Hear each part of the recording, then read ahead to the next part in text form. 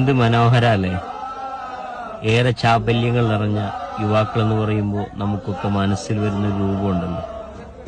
ആ രൂപങ്ങളല്ല ഇവിടെ കാണുന്നത്. മദ്ഹിനാൽ അലിഞ്ഞു ചേരുന്ന ഒരു കൂട്ടം യുവാക്കളെയാണ്. നിരന്തരം റസൂലുള്ളാഹിന്റെ മദ്ഹുകൾ പാടാൻ പാടില്ല, നബിദിനം ആഘോഷിക്കാൻ പാടില്ല എന്ന് പറയുന്ന സലഫി കുഞ്ഞാടുകൾക്ക് ഇതൊക്കെ സഹിക്കാൻ പറ്റുന്നുണ്ടോയെന്നറിയില്ല.